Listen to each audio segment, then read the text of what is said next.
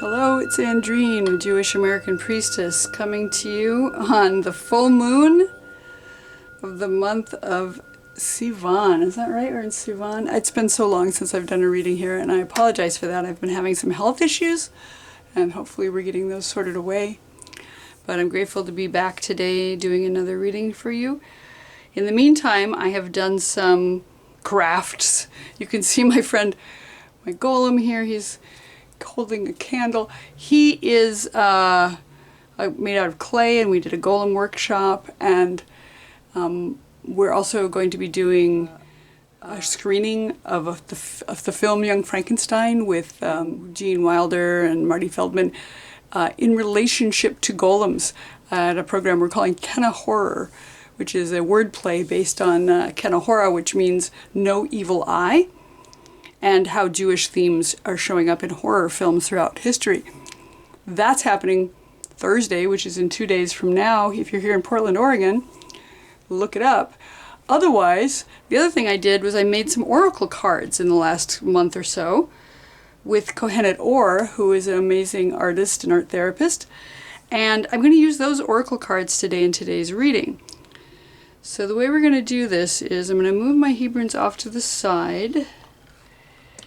And I'm going to shuffle up this deck of oracle cards. It's a very small deck because I only made about 10, I think of them, maybe 7 or 10. Anyway, we're going to pull out 3 different oracle cards today.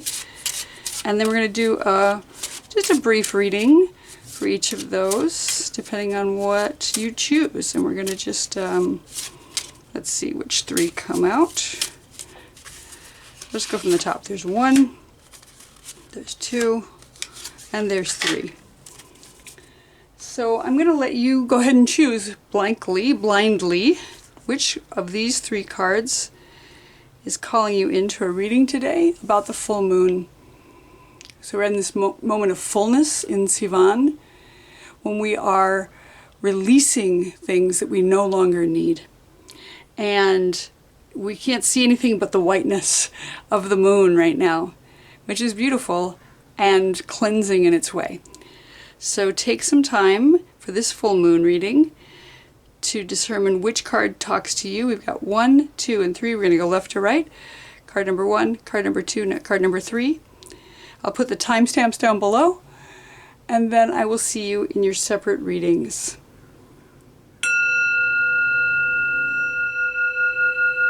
Hello, card number 1. Those of you who chose the first card, let's turn it over and see what it is. And we have a card that reads, Trying to Fit In. And on the card is a postage stamp featuring Theodore Seuss Geisel, Dr. Seuss, and a fortune which reads, You may attend a party where strange customs prevail. And we have a postage stamp in the lower right corner with a beautiful teapot and a kabuki mask at the top. So, this is the card that you chose, Trying to Fit In. We're trying to fit in. What are you trying to fit into right now in the world? Where do you fit? And what do you need to let go of in order to fit into that place? What is holding you back from trying to fit in? Or maybe you shouldn't be fitting in. Maybe you're a person who needs to find their own path. In any case, that's the first message we have for you today. And I'm going to set this in a little card holder at the top. And I'm going to zoom in a little bit, so bear with me as I bring the camera down. Okay, I think we can see the card, and we'll be able to see the Hebrunes as we lay them down as well. Trying to fit in. Alright, so I'm going to pull out some Hebrunes. We'll see how many there are when I get there. We'll start with 1, because it's always good to start with 1. I'm going to call this, What's Our Current Situation?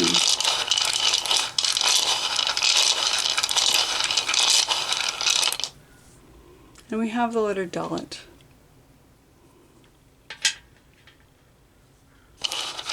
This next letter is going to be representing What is the challenge or the fear that we're running into in this situation? We have the letter Tzadi.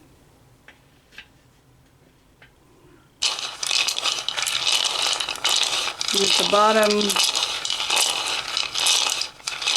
what's our advice or outcome for this situation we're dealing with? And we have the letter Ayin. Okay. So Dalet, I wonder if I need to zoom in some more. Yes. Okay, trying to fit in. We're starting your reading with what's happening right now, and we have the letter Dalet. And the letter Dalet is the letter that is reminiscent of a door. It's the number 4 in Gematria, so it's a pretty stable number. But the doorway is this space through which we all must travel to get to another place, right? So we're in one place and we're transitioning into another. And it can be an uncomfortable time period. It could be a difficult time period of transition. The Dalet can be seen as the birth canal, or alternatively, the idea of death, leaving this world, coming into this world or leaving this world, coming into one world, leaving another world. It's about being on the threshold. So perhaps you're on the threshold of something. You're trying to make a transition from one thing to another. And you need to maintain a certain level of humility as you walk through that doorway. Dal in Hebrew means poor one, someone who's been humbled or is humble. So keeping your head down maybe as you walk through the door. It's the binary transformation of wisdom and foolishness in the Sefer Yetzirah, the book of creation.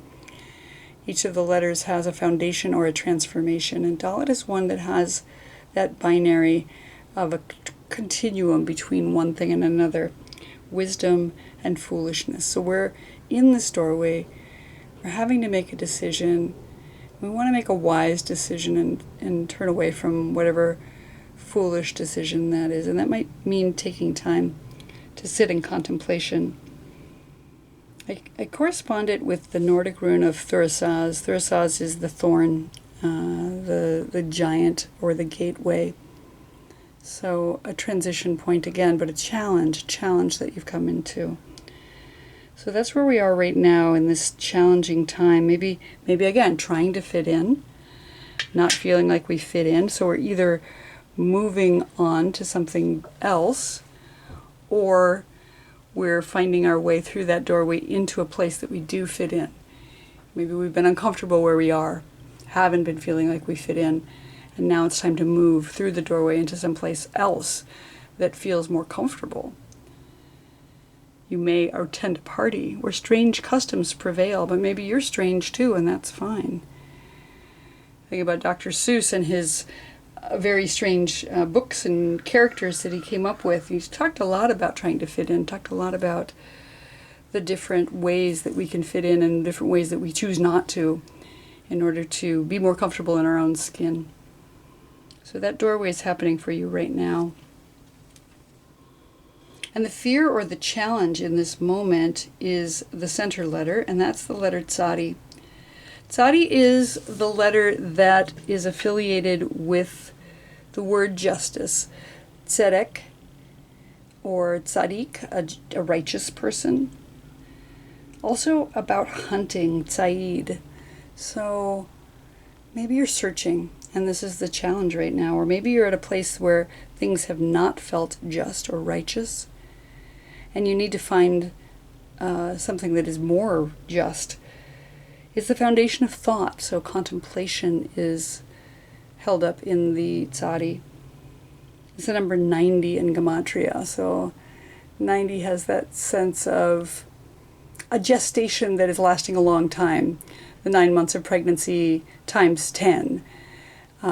90 is the number of years old that the matriarch Sarah was when she gave birth to Yitzhak, the son who had been long awaited. She was this very elderly mother.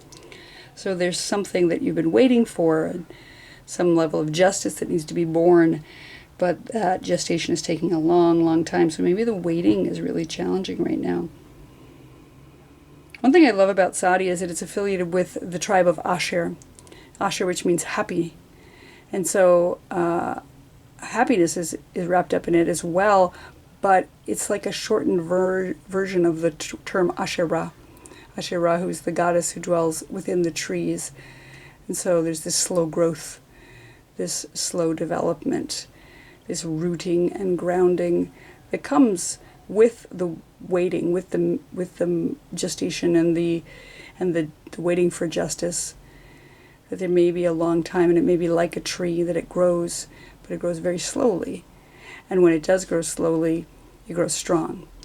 So I think there's something here about the challenge of waiting, is what I get the sense of.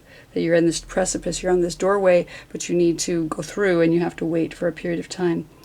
The other thing I love about Sadi is it looks a little bit like two letters smashed together. So if you cover up the top part, the Yud, you get the letter Nun that's bent over and crooked, and then you have the Yud in the upper right corner.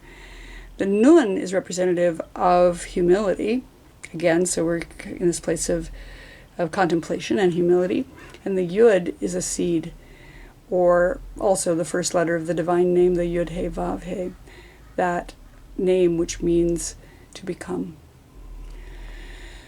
And so we're in a place of humility with divinity on our back, or at our back, helping us propel forward toward justice. And the Asherah, the tree, growing slow and sacred. And I think, there's something really inherent about that, waiting for justice, that is really challenging. And there might be even fear around injustice going to be served as you pass through this doorway, that again, maybe you won't fit in where you get to the other side. There's always a fear or concern about searching for something and not finding it, about trying to be righteous or find righteous people in your life and being disappointed. That's the fear. But if you do have that fear, you can trust in the fact that the Asherah, the divine feminine, the one with slow growth and slow gestation, is here with you. You can go talk to the trees about it, and they'll always be willing to listen to you.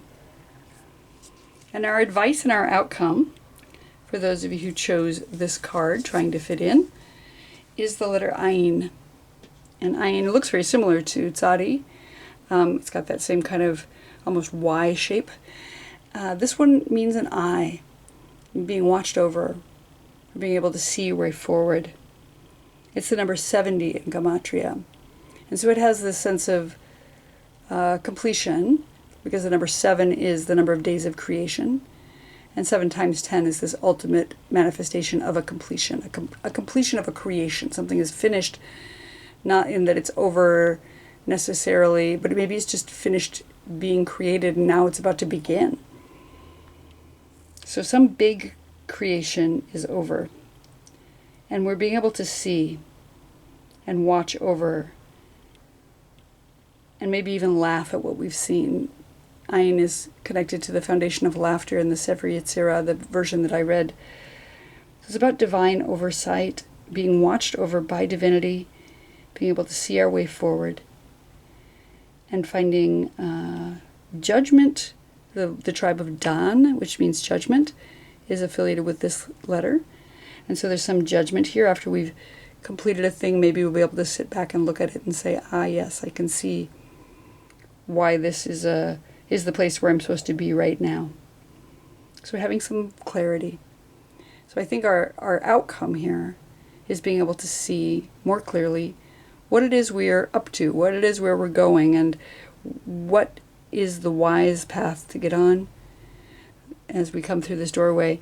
So we're transitioning right now.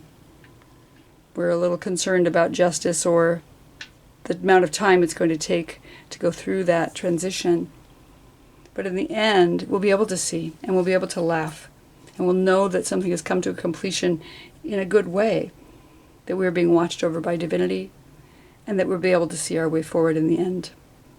So those of you who chose the card trying to fit in, find your place. You may attend a party where strange customs prevail, but as long as you stick to your own righteous path and your own knowledge of what to do, you'll find your way and be able to see your way forward. Thank you for watching. I hope you enjoyed this. If you did, please like and subscribe, and I'll look forward to seeing you here next time. Hello, card number 2, people. We've got your card here, and let's see what the full moon has in store for you.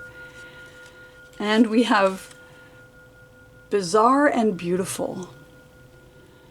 And there's a photograph that I took in Mexico at one of the temples. It's one of the carvings that was on the side of the temple with this animal. Looks like I think it's like a rain spout, like a gargoyle, I guess they call them in Europe anyway, that is going to spit out water as the rains come.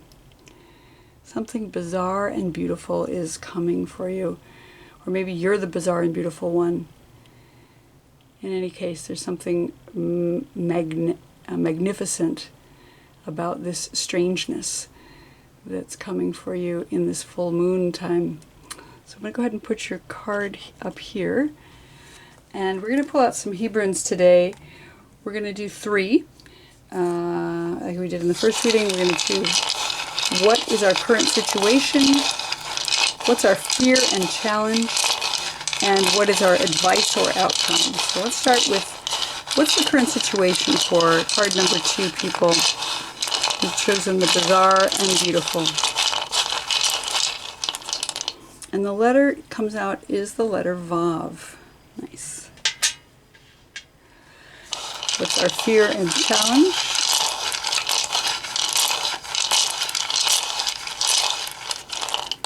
And we have the letter Ayin. And what is our advice or outcome?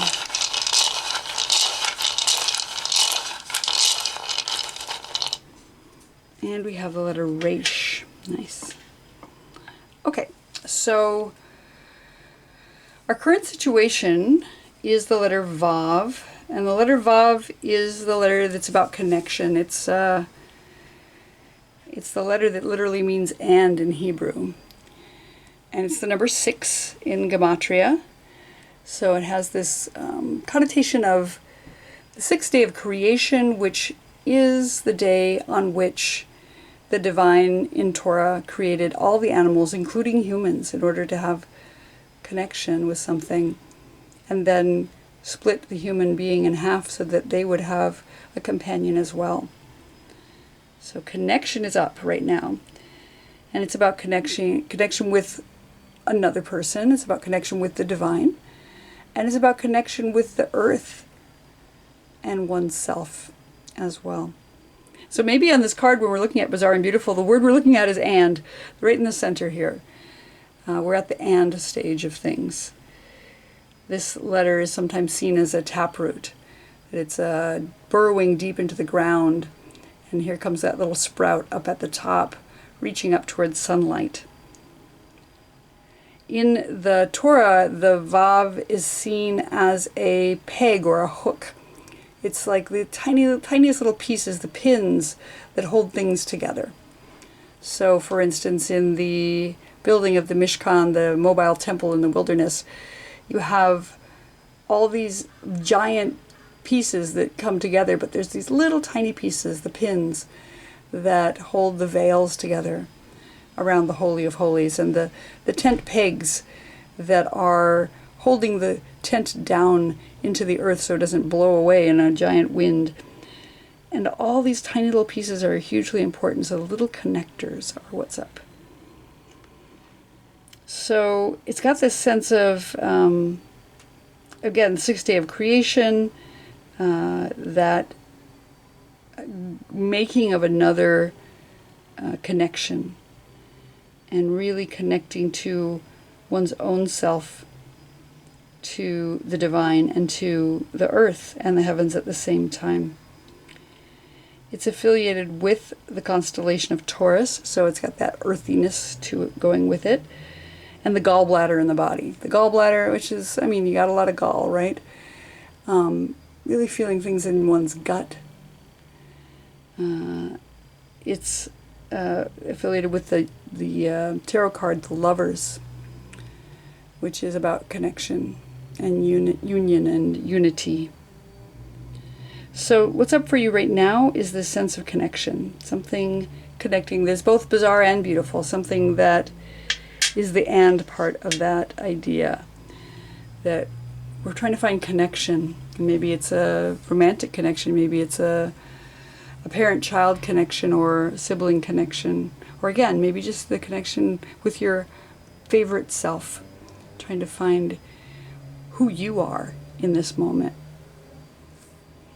What's going to be our fear or challenge in this situation is the letter Ayin. And the letter Ayin is the letter that means an eye, the eye in the body, is about vision. So right now, the fear or the challenge is possibly that you're not seeing it. You're not seeing the connection. You're not seeing the beautiful in the bizarre. You're not seeing the bizarre in the beautiful, if that's what appeals. That there's something that isn't clear.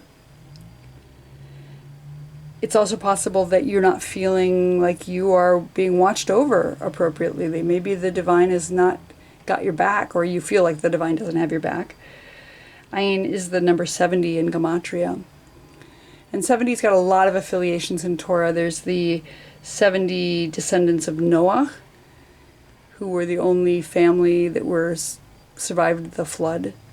They are the 70 members of Jacob's tribe that came down to Egypt. Again, during a famine, they were the ones that were rescued. And the 70 elders of Moses, the ones who advised Moses in the most important matters in the wilderness. So the 70 is large groups of people who are rescued by the divine, people who are seen by divinity as having potential. The Ayin is also affiliated with the tribe of Dan, which is about judgment. So maybe there's some concern about judgment here. This connection that you're trying to maintain or reach out for or let go of. Somebody's judging you, maybe you're judging yourself, maybe they're judging you. Whatever it is, there's some major ending that's coming. 7 days of creation is an important completion in Torah, and 7 times 10 is 70, and Ayin is that 70. So there's a lot of concern here with, am I being watched over? Am I able to see my way forward? Is there some big ending coming? Is there judgment about what I'm doing or what somebody else is doing that I have to take into account?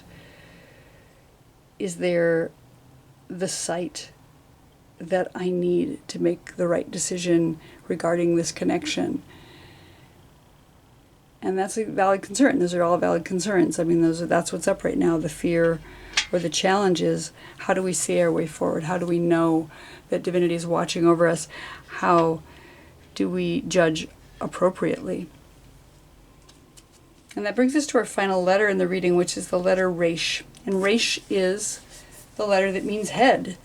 It's Rosh. Rosh is like the beginning of a thing. Rosh Chodesh is the new moon. Rosh Hashanah is the beginning of the year. And so we've got this head here. And how will we know that we can see? We'll use our head. We'll have the ability to think. It's about intellect. It's also the new beginning. Something new will come along and it'll help us to understand. Resh is right there in the first letter of Torah, Bereshit. It's the binary transformation of seed and barrenness. And in the book of creation, the Sefer Yetzirah, each of the letters is affiliated with a foundation or a binary transformation, sort of like a continuum. And Resh has that sense of, is this fruitful or is it barren? How do we know whether something is worthy of keeping? And really it comes down to paying attention, watching and seeing with your ayin whether it bears fruit, whether things are coming up and being barren or whether they are producing the fruit that you're hoping for, whatever this connection may be. Rocha is also connected to the planet Mercury. It rules over Mercury in the sky, and Mercury is the planet that's about communication. So it may be a good time to communicate with this person that you're connecting with, or with yourself, or with the divine, to get more information. Maybe journal about it. And so the Rocha, it's got these affiliations that are both really positive in terms of like seed being planted and prosperity and beginnings, but also the possibility of barrenness and destruction, chaos, wickedness. Rocha means wickedness. So there's a full continuum here that could come. And I think what it's saying is that the bizarre can be beautiful, and the beautiful can be bizarre as well. And we have to pay attention to the "and" in this particular card. Is, there are things that are very strange, and there are things that are very beautiful, and they're not always at odds. They can be both. There's some kind of connection that you're in right now.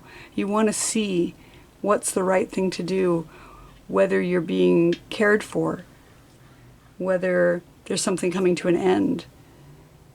And the way to do that is by using your head, using your intellect, and to see what fruits are coming. Whether that seed that is being planted is going to, grow into that sprout. Whether it's going to be barren and there's nothing coming from it. If you're getting nothing or less than nothing out of it, then it's not really worth it. But pay attention to whether something is feeling good or whether it's feeling really yucky. And then you'll know whether this is a destructive act or whether there's birth. And it can be both. Again, it can be bizarre and beautiful. It can be something that is crashing down, coming to an end, and then newness is being born of that. Because the tower has to fall in order for something new to begin. So for those of you who chose bizarre and beautiful, I hope that whatever it is you're finding in this full moon, that it's both bizarre and beautiful, and that you're finding the cleansing that comes through that, and being able to release that which is unnecessary so that you can have what you desire and require in your life at this time. I hope you enjoyed this reading. If you did, please like and subscribe. And I'll look forward to seeing you here next time.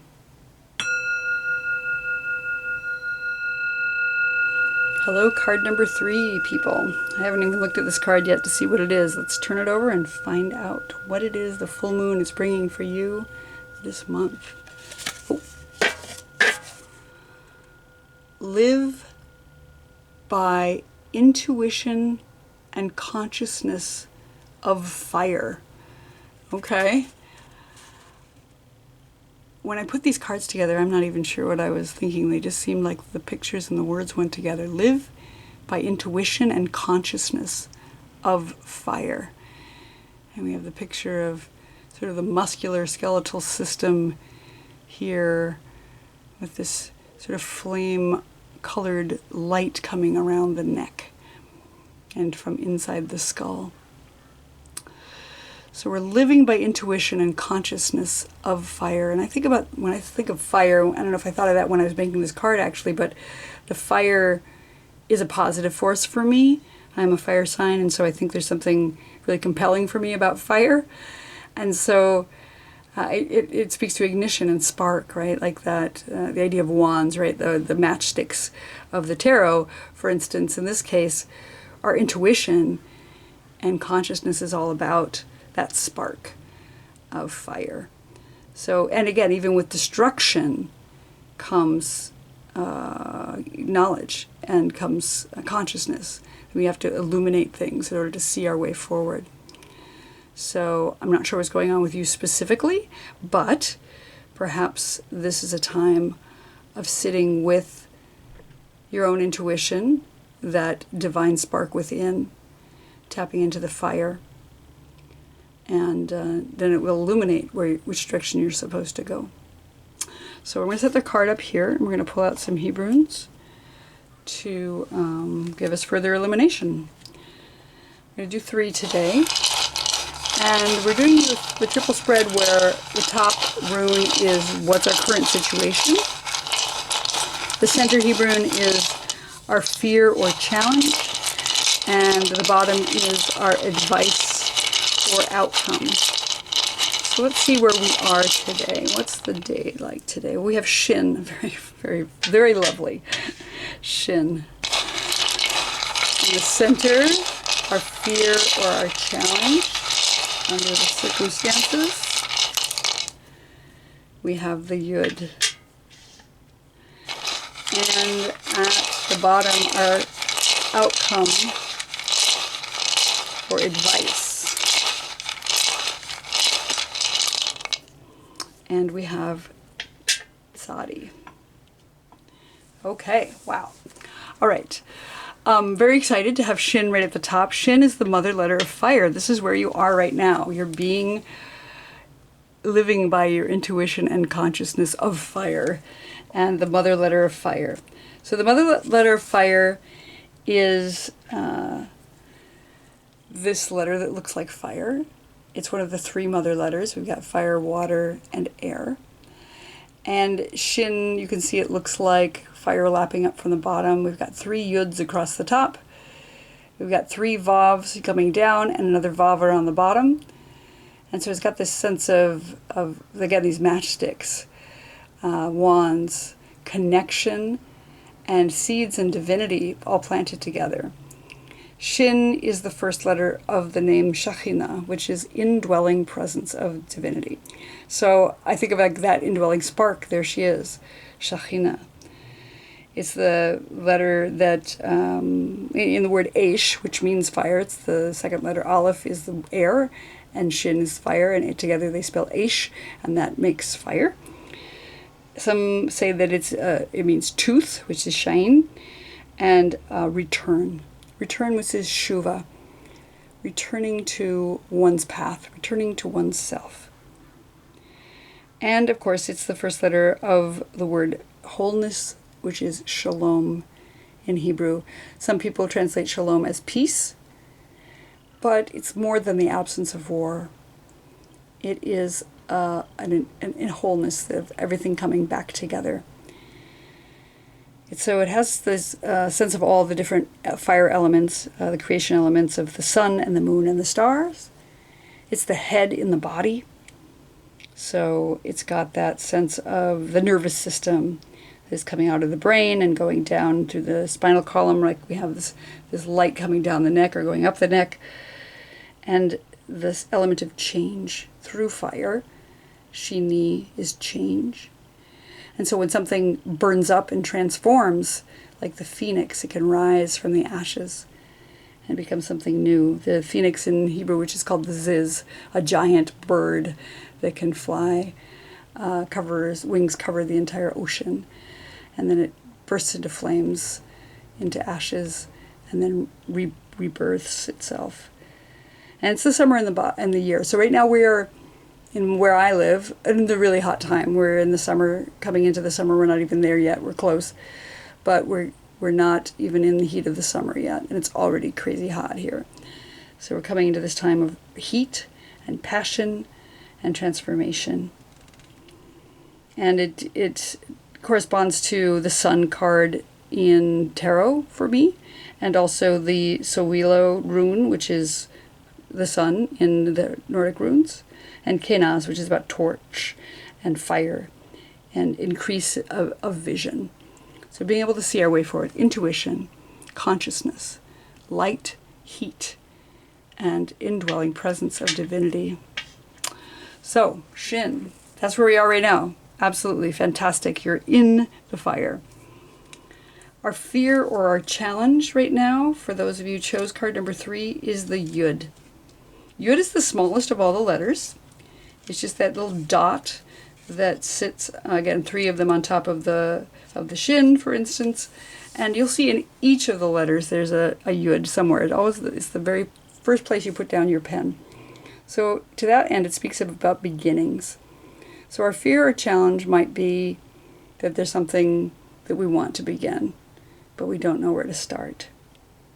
Yud is the number 10 in Gematria, so it's this multiplier. So 1 times 10 is 10, right? So it's the number 1, which is the divine and the breath and the aleph, times 10. So when some ultimate manifestation of breath that's here is at one point, like a seed, or like the atom that builds up, like the building blocks of the universe. It's also the first letter of the word yod, which means hand.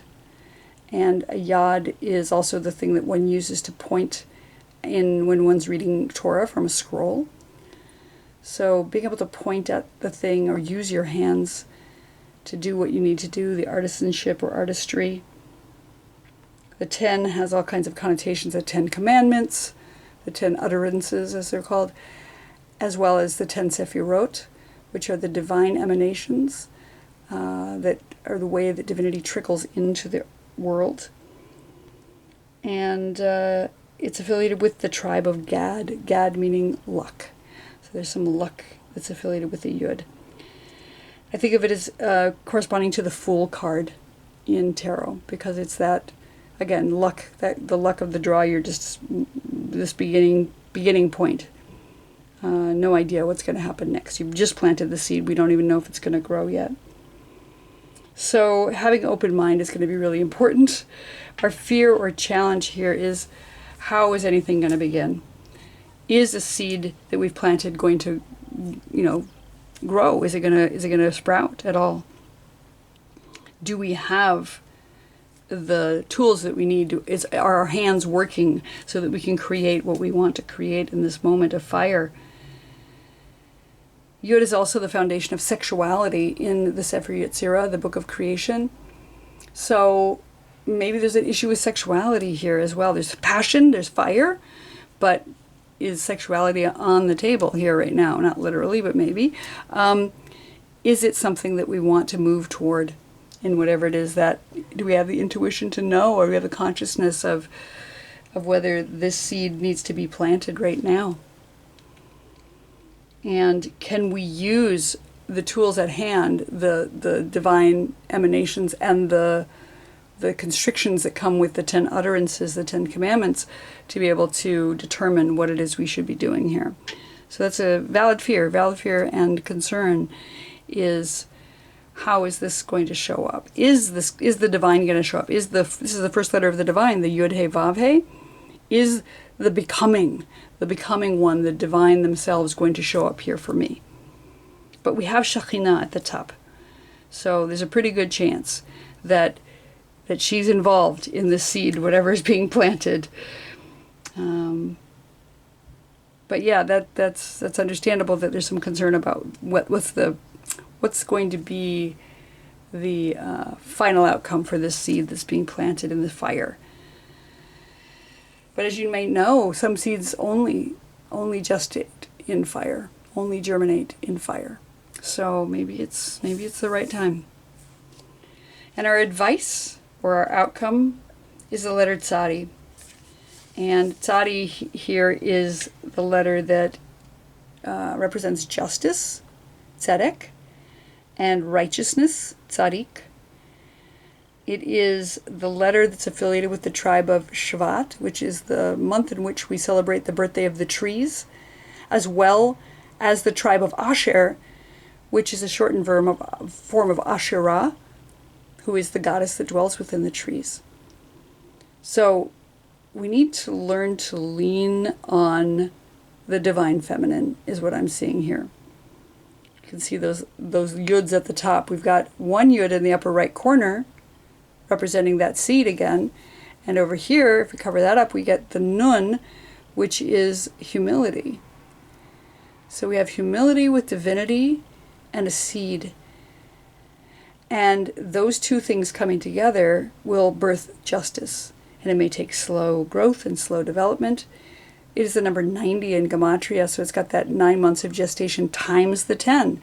So there's a long gestation coming, but it's a positive one. It's growing slow and strong into a beautiful, powerful tree. And it's this ultimate manifestation of the good. The word tov means good in Hebrew. And it's the number 9. So we have the number 9, Tov, Tova, and we multiply that times the Yud with the 10, and we get Tzadi. So it's this ultimate manifestation of something good is coming out of this. And it's wrapped up in the goddess that dwells within the trees. There's justice coming. There's righteousness coming. And I think this is beautiful reading. I love this. I love this so much. Because we have the divine here 3 times. We have the Shekhinah, we have Yud He Vav He, and we have the Asherah. And they're all pointing to this intuition and consciousness of fire. So those of you who chose card 3, you've got this this very inspiring reading, for me at least. It's the inspiration of the indwelling presence of the Shekhinah, the intuition of sitting with the seed, planting that seed, trusting that that seed is going to grow into something, starting a thing, just starting. And then when you do, it grows into this beautiful, strong, slow growing, but very powerful manifestation of the divine feminine in the trees. And we've got luck here wrapped up in that Yud as well. So I think it's a beautiful reading for those of you who chose card number 3. Be sure to live by your intuition and consciousness of fire. Go into the fire if you must, and get out of it what you should. That inspiration. Trust in the one, and she will be there for you. And there goes my random chime, which is Shekhinah saying yes! Exclamation point. So thank you so much for watching. I hope you enjoyed this. If you did, please like and subscribe. And I will look forward to seeing you here next time.